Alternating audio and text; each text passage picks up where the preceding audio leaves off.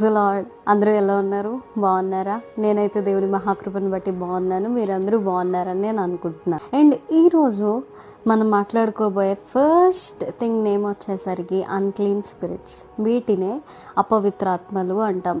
ఈ అపవిత్రాత్మలు ఏం చేస్తాయి ఒక మనిషిలో అంటే, దేవునికి వ్యతిరేకమైన కార్యాలు చేయడానికి ఒక మనిషిని ప్రేరేపిస్తూ ఉంటాయి. దానివల్ల మనకు తెలియకుండానే మనం ఏంటంటే పాపంలో పడిపోతాం. కొన్నిసార్లు పాపం మనం విల్లింగ్తో చేస్తాం. మనం విల్లింగ్తో చేసే పాపాలు అది మన విల్తో ఉంటాయి. కానీ కొన్నిసార్లు ఏంటంటే మనకు తెలియకుండానే మనం ఆ పాపంలోకి వెళ్ళిపోతూ ఉంటాం. తెలియకుండా చేసే పాపాలు అవి చాలాసార్లు మనలో అపవిత్రాత్మల యొక్క ప్రేరేపణ వల్ల జరుగుతూ ఉంటుంది.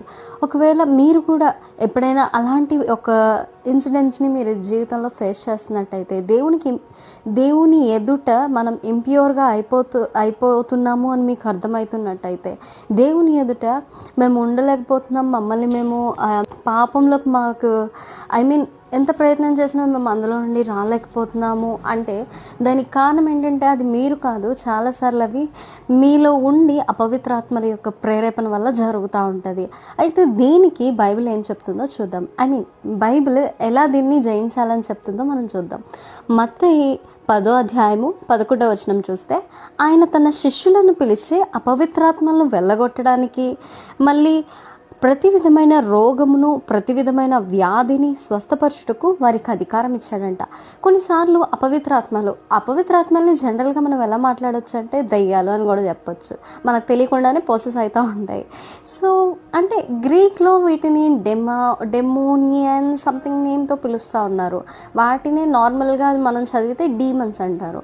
అంటే తెలుగులో చూస్తే వాటిని దయ్యాలు అంటారు. సో ఆ దయ్యాలు కొన్నిసార్లు ఏం చేస్తాయంటే వ్యాధిని తీసుకొస్తాయి. మనల్ని ఇంప్యూర్ చేయడమే కాకుండా మన జీవితాలకి రోగాలు, అనారోగ్యాలు, వ్యాధులను తీసుకొచ్చే అవకాశాలు ఉంటాయి.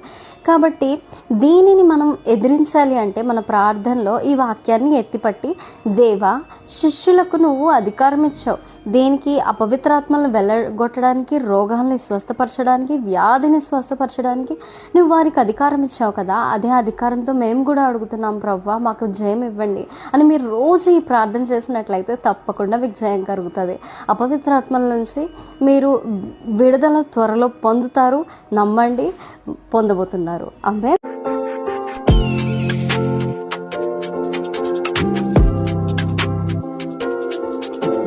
Praise Lord. అందరూ ఎలా ఉన్నారు? బాగున్నారా? నేనైతే దేవుని మహాకృపను బట్టి